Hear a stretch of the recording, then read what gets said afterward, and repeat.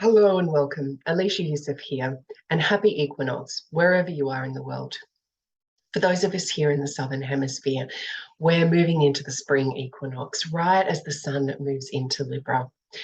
Now, the spring equinox is so full of ancient knowledge around rituals. And I'll be going into all of this in this webinar. But as a gift to you for this equinox, I thought to take you through a presentation around a modern way to look at those ancient rituals as an avenue towards reconnecting you to the planet, reconnecting you to the earth.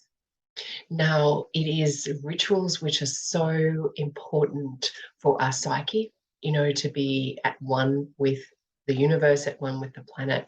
And also that idea of ecotherapy or eco-psychology, where we can be more connected to the planet as a way to help alleviate anxiety or depression or any other mental health issues. So hopefully this gift will give you some great ideas and inspire you to get more in touch with nature. So here in Australia, we are in spring.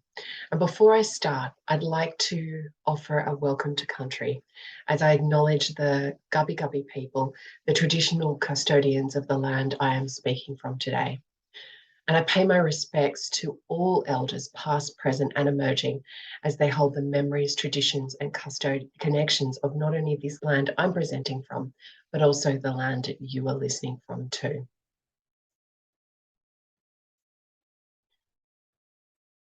So what am I taking you through today? This is the second of a 4-part series that I have conducted. If you're interested in the winter solstice, you can go onto my website and purchase that webinar there. But I decided for spring, it's new, it's opening, it's full of blessings. And so I wanted to make this available for all. Now, it helps us reconnect with our not only sense of place, but sense of time. This idea that the seasons are constantly moving and changing. We may feel like we're here in just this one place, and yet our solar system is moving forwards through the universe as the universe grows. So every spring is going to be different because we're at a different place, and everything is always changing. So that reminder of, in these times of volatility, of change, of uncertainty, can help remind us that really everything is uncertain. Everything is constantly changing, and we can feel safe and grounded within that because we're a part of that. Our ancestors have been tracking the sun and its cycles for thousands of years. You need to know when food will be available, what weather will be like, climate, and when water will become more easily available. The oldest known way of tracking the cycles is actually here in Australia on Wurdi which is in Wadawurrung country. And this is believed by scientists to be 10,000 years old, which is 5,000 years older than the first stones that were placed at Stonehenge. So it just tells us humans have been wanting to know about the sun's cycle, about its pauses at the solstice, its balance points at the equinox, to be able to understand their sense of place. The spring equinox helped us take advantage of the abundance of life that was available as a time to harvest, but also a time to plant and also prepare for the warmer months ahead. In some places here in Australia especially, it gets really hot in summer. So actually spring is when a lot of activity happens. And as I mentioned before, spring is always a time full of ritual. And as the warmth brought hope after the long darkness of winter. Here in Australia right now, the very air feels alive. The birdsong is sweeter, the colours are brighter. You just have to look at like this green of a new leaf to see how different it is, how much brighter and much more alive than the leaves on a tree in summer. There's a very different feel, much more vibrant. Now, some of the ancient rituals that were used and have been adopted or changed today is that Ostara or Easter, which has now become Easter, co-opted within the Christian religion. In Egypt, there was the festival of Isis, which celebrated when the flooding would happen. The Saraswati festivals that happened in India, and the May Day rituals as well, not necessarily around the spring equinox, but very much linked into it. And we too can connect better to its energy and feel the enlivening of spring when we embrace rituals of our own. Of course, we can, but here in the Southern Hemisphere, so we can use the rituals of the ancients. But here in the Southern Hemisphere, because Easter doesn't happen at our spring equinox, it almost gives us an opportunity to try something new, something different, to get into a more modern style of ritual and help us be more connected in this modern way of living. So why am I blending in ecotherapy? I'm sure you've heard that phrase, just get out into nature, it's really healing. But I know when I'm speaking to clients, often they will say to me, well, what does that mean? What am I supposed to do in nature? Just sit and meditate, stare at the trees? There's a plethora of things that you can do. And hopefully these rituals that I'll take you through will give you some ideas and you can experiment on your own with what to do. I know when someone first said that to me, because I'm not a gardener, the idea of getting my hands in the soil and getting dirty, yeah, it kind of leaves me feeling a bit out in the cold. But there are so many different opportunities and ways. I hope to introduce you to some more accessible ways of connecting to nature, especially in a life that we live, which is so disconnected from it. In the homes that we live in, the suburbs or the towns, the way our urban environments are landscaped, and even for those of us that live in regional areas, our connection to nature is very different. In the idea of where our food comes from and that life cycle of what feeds us, whether it's actually the physical food into our stomach, the the air food that we get from trees, down to the energetic food that we receive from our environment as well. We are quite separated from that now. So that's why ecotherapy is a really important new style of psychotherapy or therapy that's coming out. It's helping us remember our oneness, reconnect to what we're a part of, and helps us feel a sense of belonging just by walking on the land in which we are a part of and which we are connected to. There are definitely healing properties in nature. In many countries now across the world, doctors are actually prescribing time in nature as a part of a regime of support, from everything to heart issues and mental health issues and even cancer treatment too. It's an important part of bringing our body back into a state of wellness. Reminds us as well of the symbiosis of the human and the natural world. That idea that we breathe in what trees breathe out and vice versa. It can remind us that we aren't bigger than something, and that heavier sense of responsibility we often feel, it helps bring us back into perspective and back into balance. And then finally, it reminds us of our custodianship, that we do have a responsibility to the planet. And we do have to remember this sense of connection. And that helps actually about who we are. Because we're a core part of her systems, we need to also take care of them, much the same as we would our own homes. So when we, for example, gaze into the night sky, or just realize that every pinpoint of light that we see when we do that is a sun, with its own solar system in the multiple galaxies in the world, that can inspire awe and can help spark creativity and imagination as well. So when we can trust that nature wants us well, we can also want nature to be well too. Now, I love this quote by Ralph Waldo Emerson. He has such a connection to nature. Earth laughs in flowers to see her boastful boys. Earth proud, proud of the earth which is not theirs, who steer the plough, but cannot steer their feet. clear of the grave. Again, in this, Emerson is reminding us that it doesn't matter how much we think the earth is ours to possess. It's only a short lifetime that we live against the eons of time that many things have existed. Trees, rocks, landscapes, whole ecosystems that have been around for thousands of years, much longer than we have. And in spring, as we come to this new cycle, flowers are budding. They're reminding us a new cycle is starting. They're bringing fruit not long after as we move into summer. So the idea is, okay, what is flowering right now? When you had a look at any intentions you may have set under the winter solstice or anything you were dwelling or meditating on in that period of time, are there any ideas flourishing right now? Any new creative endeavors? Anything that you want to pour fertilizer on or water on that'll help it through so that coming summer you can enjoy the sweet fruits? So what is the spring equinox?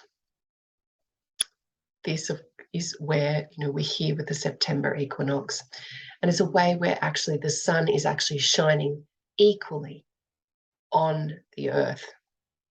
Here at the June solstice, the northern hemisphere is tipped towards the sun, so it receives more light up there, and down in the south it's our winter, so we're receiving less light and warmth. December, it's the opposite. Here the northern hemisphere is getting its winter with less warmth, and the sun is really shining brightly on the southern hemisphere. But right now, equinox is equal night, equal day and night. So the sun's rays are coming here directly because the tilt isn't the planet's not tilted towards or away from the sun. So this is a balance point. Unlike the handover of the solstice points, that pause in the pendulum where it stops, the equinox points are all about balance, that sweet spot where light and dark, day and night, are exactly equal. The solstices bring extremes, where the equinoxes bring balance and harmony, that blending of the two. In spring, for us here, as the days are starting to lengthen, conscious activities are starting to take over from the unconscious. But right on that equinox point with Libra, that's exactly where they meet, and they should be equal. Where we're carrying the winter lessons of darkness forward into the light to give it energy. Now that energy is still waking up. It's not at its peak consciousness. That will happen in summer. But right now it's that and both energy, not either or. So at this period of time, you may want to work in the garden, but also stop and smell the roses. You may be pulled into that work and play, active and passive, pleasure and pain. You can see that in the rose on its thorn bush. And I love that so much of this speaks to Libra. Here in the Southern Hemisphere, it is that balance point. It is that sense of the scales shifting and tilting. Whereas in the Northern Hemisphere, if you're watching this at a later period of time when it's March, of course, Aries is the two. There is that balance there as well. I always love that glyph of Aries that looks like the seeds pushing through the earth to move forward. It's not just the ram's horns, but it's the idea of a seed sprouting up. So I invite you right now to close your eyes and take a few breaths in. Take note of points of balance within your systems. The balance of your physiology, your head on your shoulders. This is the heaviest single part of our body, generally about 5 kilos. How does that balance there? The torso on the legs when you walk, the whole body on the ankles and the feet. Check in with other balancing systems in your body. As you breathe, your lungs, are balancing oxygen and carbon dioxide. Your kidneys and your pituitary gland are balancing your fluid. Your hypothalamus is balancing, regulating your temperature. And your pancreas is balancing the sugar within your blood. These are just some of the systems in your body that aim for balance or homeostasis. It's constantly up and down and up and down. Equinox is that sweet spot, right when that line meets that point.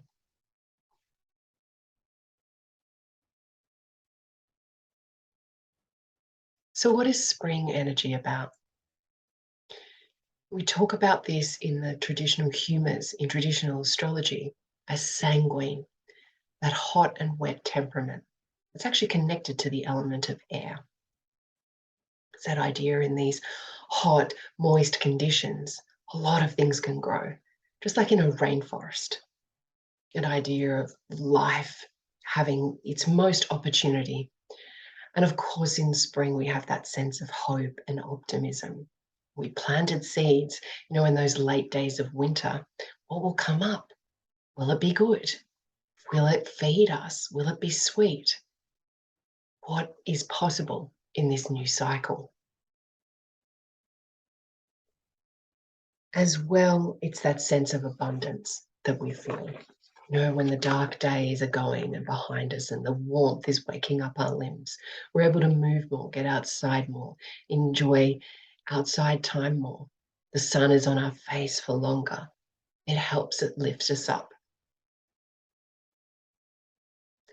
We can honor the spring in so many ways by planting seeds or honoring new life. You could try fertility rituals or just a general sense of opening windows. And of course, all of these literally and metaphorically too. As always, allow nature to guide. Connect to her rhythms, her speeds, her sounds and cycles to understand what to do right at this time of year. If you're awake at dawn like I am, perhaps you've heard the birdsong change. It's much more alive, much more excited, much more fresh. Perhaps you've noticed the foods that are now available. Bright fresh greens and delicate sweet fruits. And they're the good things to imbibe at this time. Asparagus, artichokes, bright green broad beans and leeks, radishes, cresses and lettuces. Avocados are good right now. Strawberries, bananas, blueberries, any of those beautiful fresh spring fruits.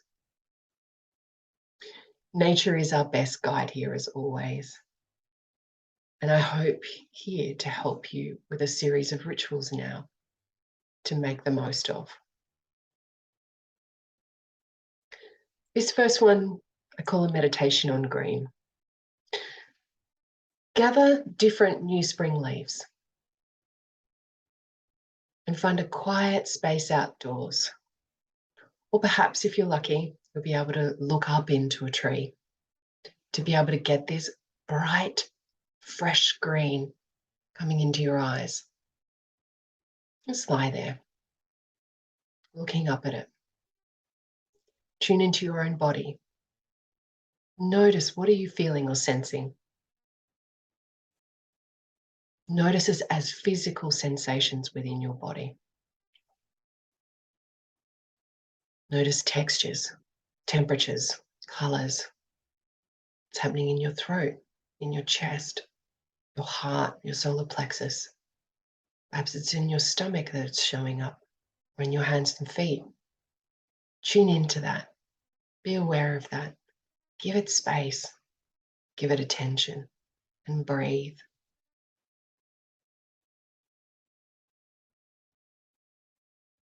Look up into that green light. Let it come through and wash through you. This is a freshening for all the systems in your body as you allow the colour to seep into your eyes. You can either hold each leaf up in turn, or if you're under a tree, just stare up into the green. It has also a sterilizing and antibiotic effect on our energetic systems as well. So just notice that. Take 5 minutes here. Let that happen. And afterwards, check in with your body again. Notice how your system feels now. Are there any changes in your complex? Perhaps your eyes are looking different. Perhaps you're hearing differently. Perhaps those sensations that were in your body before have changed. And then wonder why. What changed that? What's possible here? Hopefully, this spring, this energy has perked you up, given you more energy, helped you feel more vibrant, vital, and alive.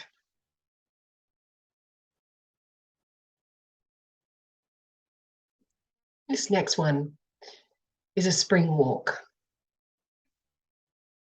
The idea of this is becoming hope for the future, for nature. I'd suggest allowing 2 hours for this, choosing a natural place with minimal humans as possible. So not a busy city park, unless that's all you can access. Before you go, and if you know this place, send a message ahead to the trees in that place, letting them know that you're going to come. And then start, when you get there, by asking for permission to enter. Pause. Mentally send a message to the trees, the energy of the place that you're in, the rocks, the earth, the lives that live there. Just sense what comes back. You'll get a clear message if it's no.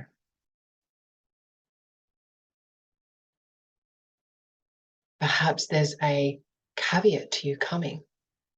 Maybe it's a sense of wanting you to clean while you're there. Whether this is physically stretching down and pulling out weeds, or energetically processing anything harsh or hard that has happened in this place. I'd suggest that you spend an hour just wandering, noticing, slowing yourself down. Nature's pace is so much slower than ours. The human world is hot and harsh, which is why it's often what we call colonizing species that live the best in natural environments. Those things that grow up quickly, but also die quickly. They're part of that speed. So move with a calm, neutral state, just noticing. If you can try walking at 24 beats per minute, which is a very slow, even pace, about that speed that I just spoke. After an hour, the invitation is to actually lie down with your spine against the earth for 5 minutes and just meditate. Connect with all that's around you. Chat with it in your mind. Switch into a state that is more open, that is listening. And then you're going to move into an hour of surrendering and allowing. What does nature need from you? What service can you offer? How can you help balance that symbiotic relationship between us more? How can you become its hope for the future?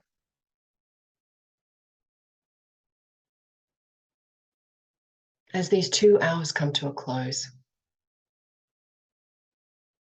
make sure that you say goodbye on the way out with gratitude and an open heart.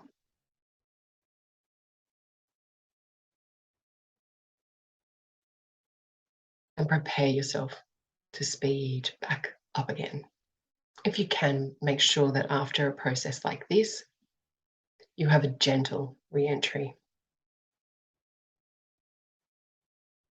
Okay, this last idea is the idea of intention planting. So starting with, what have you been meditating on over the dark winter months? What themes have been happening?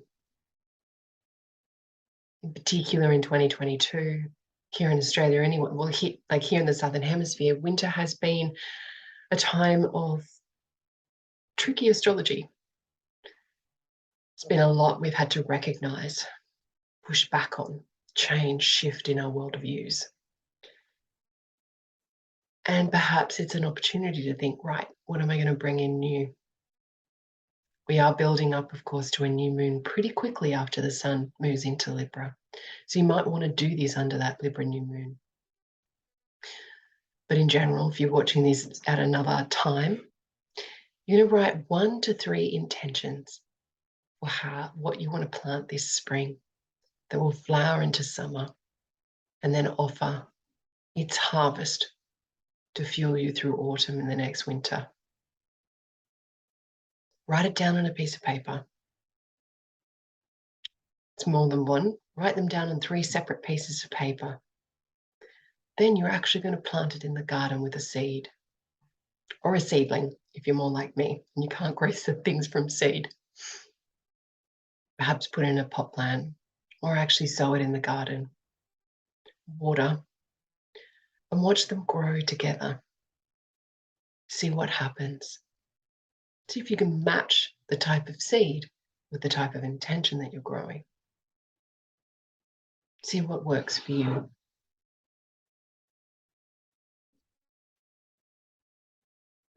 So those are 3 rituals that you can try. Something a little bit different. Some other simple things to try in spring is spring cleaning. You know, there's a reason that we clear our space, open up the windows, air the mustiness of that stillness of winter out of the doors. You may want to try waking up for dawn, you know, connecting to the excitement that's in the air right now. The flowers smell sweet as the dew is still hanging around. The birdsong that's happening helps encourage you to be in that space of things springing up.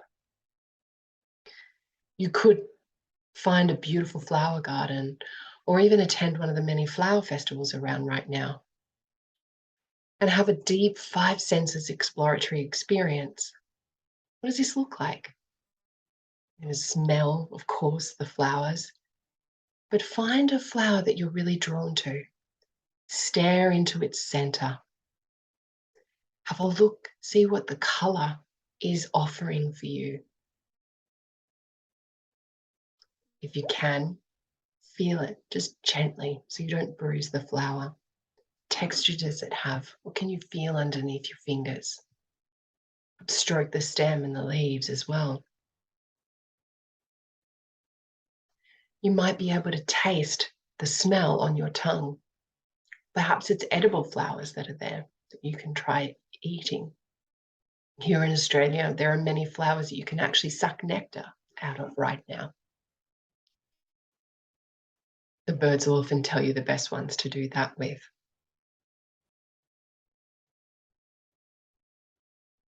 You can even try to just be with the sounds of the flowers, of the nature that surrounds this. Whether it's the lazy hum and buzz of the bees, or the birds flitting from flower to flower. Here at night, the bats are enjoying the mango blossoms and the gum blossoms. Just having that full 5 senses experience. The idea with this is when you're in the here and now, it helps us let go of the monkey mind, that overthinking, overanalyzing experience. Often that is linked into the past or into the future. Whereas when we can be in our body and present, it is often when we find our woes and our worries and our stresses dropping away from us. So I hope that this helps you access that space more easily. Thank you for being part of this. And if you've enjoyed this, feel free to like and subscribe. And you may want to have a look at some of the other services or webinars I have to offer on my website too, via aliciayusuf.com. We're wishing you all the bounty of the spring equinox.